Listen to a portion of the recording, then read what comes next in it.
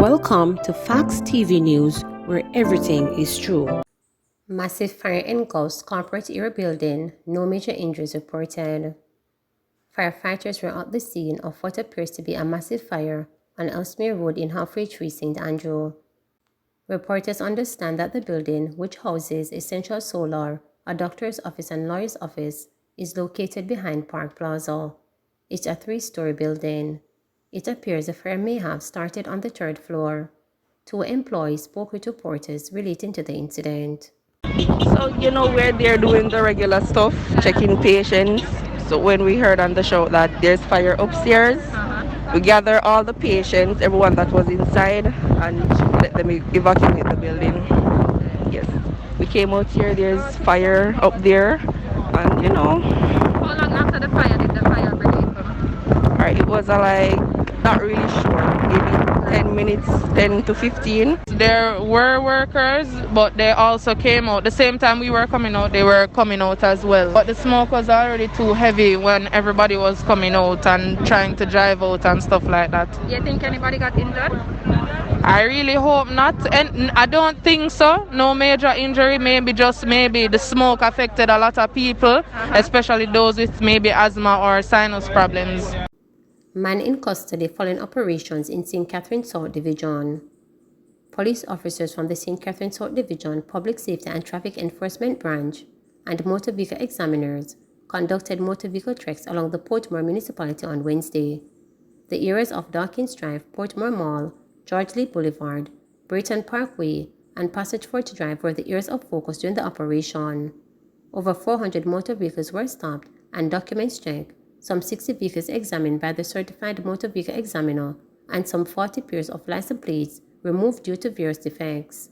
202 tickets were issued for breaches of the Road Traffic Act, while 8 persons were warned for prosecution, as summons will be served for breaches such as no vehicle insurance. 1 man was arrested on warrant and is presently in custody. Superintendent Hope Nicholson, officer in charge of operations from the St. Catherine South Police Division, said the police will continue conducting operations in public spaces in an effort to maintain law and order while reducing opportunities for criminals to commit crimes. We implore motorists to comply with the law and cooperate with members of the security forces when requested to do so. We noticed that a number of public passenger operators park their vehicles due to fear of being cited for defects by the motor vehicle examiner. We observed defects such as worn tires, excessive tint, broken windshield, multicolored flashing lights, and other breaches which make the vehicles unsafe for the occupants. Our public order operations will continue as we try to restore order to the municipality, he said. Minister of Health and Wellness says extreme criminality in Jamaica are signs of society in distress. Minister of Health and Wellness Dr. Christopher Tufton says some of the deviant behaviors and extreme criminality seen across the country is a clear demonstration of a society in distress. He notes that as a society, Jamaicans have not yet come to terms with the reality of mental wellness. As a society, we have a mental wellness challenge. We're suffering from mental breakdown caused by fatigue, stress, and a host of other issues. And we must begin by accepting that that is the case. And we must find a way to start dealing with it. I think that it's not a Jamaica problem, finally. It's a global issue. So I don't say these things to suggest that somehow as a society we are the only ones failing on the mental health and mental wellness challenge. I've seen the statistics globally. 30%, 3 of every 10, 4 of every 10, according to many of the studies of persons globally, have at some point in time a mental health issue. As a society, as a world, we're trying to come to terms with that. And it has become worse, not better. Development of a project proposal for professional assessment of the compound with the aim to relook at the structure, architectural designs. Many buildings here that are outdated, that frankly speaking are inhabitable, and because of heritage reserves and protection, some have to still remain, but the truth is we can't put anybody in there. We fall down on them. And that's a decision. We have to take some decisions around. This is a 50-acre property, and the truth is we don't need a 50-acre property. Recruitment of additional staff to boost human resource capacity, acquisition of mobility, buses to bolster patient care, Over time, though, the vision for this institution, whether it is called Bellevue or something else, I don't like the name Bellevue anymore, because I think when people think Bellevue, they think negative thing. And I think we have to start thinking of mental wellness as a positive thing and the approach to it. But we're going to look at a 100-bed neuropsychiatric facility which will serve Kingston and St. Andrews. So the idea is treat people in the communities, have a smaller institution for severe cases that require that kind of medical attention. And so the idea is not to keep admitting people. The idea is to get society to be a part of the therapy and the recognition that the problem exists, which is why we need to mainstream the mental wellness agenda. And an adult care facility which would model a residential nursing home type facility mainly for over 400 residents. Licensed firearm holders can defend regular citizens, says FLA. Head of the Firearm Licensing Authority, FLA, Shane Dolan, has pointed out that licensed firearm holders have the same right as unarmed citizens to intervene where they can when a crime is being committed against another person. The firearm is granted to an individual to protect life and property, not only his life and his property. If a licensed firearm holder should see someone in distress, they can intervene just like any private citizen who could intervene not having a firearm.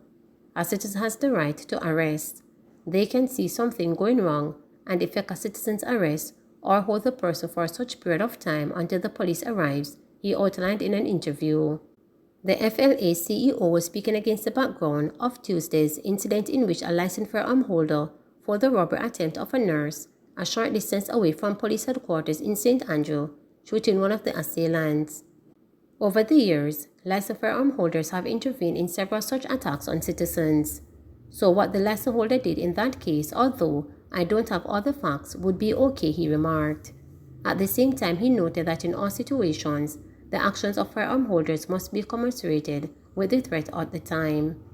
License holders are given safety training and training on use of force, meaning that whatever force is used must be proportional to the danger or the threat that is envisaged or that is being faced by the holder at the time, he said, pointing to another incident which also took place on Tuesday in Samstorp Square, Montego Bay, involving a shootout between two licensed firearm holders in the busy town.